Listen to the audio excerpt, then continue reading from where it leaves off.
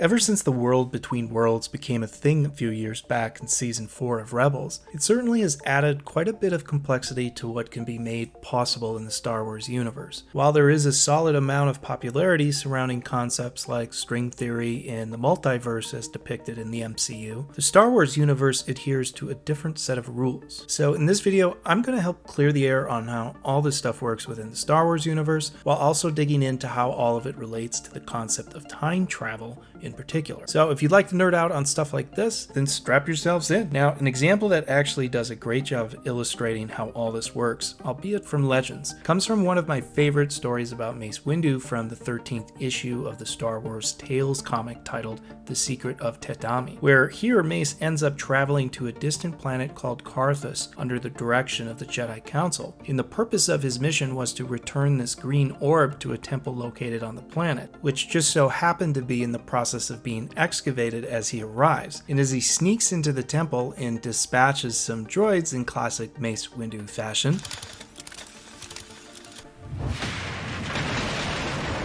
he finds a statue of himself that had already been constructed in the center chamber, which of course is not something, anyone would expect to find. And once he returns the green orb as advised by the Jedi Council, he suddenly gets transported back 4,000 years into the past, where he finds the Carthians overrun and on the brink of extinction. So Mace spends a number of days helping them overcome this threat, and shortly after the conflict is resolved, he finds himself transported back to his current timeline, of course, just in the nick of time, allowing him to return the relic prior to the temple being fully excavated. Now, as Mace travels back to Coruscant, Yoda goes on to explain how this created a time paradox, which implies that had Mace not traveled back in time to save the Carthians' ancestors in the first place, then in turn he would never have prevented their extinction and they would have ceased to exist, which can similarly be compared to what is known as the grandfather paradox, which is a theory proposed where if one was to travel back in time before their grandfather had children and,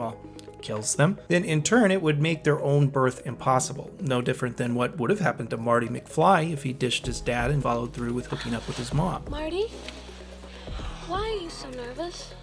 Back to Rebels in the world between worlds. Although it was presumed that Ahsoka was killed by Vader here within the show after the event on Malachor, there is no future where that actually happened because there was no circumstance in which Ezra wouldn't have come back to save her at this defining moment. And alternatively, had Ezra somehow been able to reach out and save Kanan here, it would have prevented himself and others from being saved from the explosion in the aftermath. So not only by consequence would Ezra have ceased to exist should this have happened, but so would have the entire crew that was aboard the ship as well. So this is the reason, given this type of paradox, why Filoni describes the perilous and destructive nature of the world between worlds, as he has gone on to do multiple times ever since the episode released. And if you're curious to know how Star Wars may happen to approach the concept of time travel and the world between worlds moving forward, go ahead and check out this video here.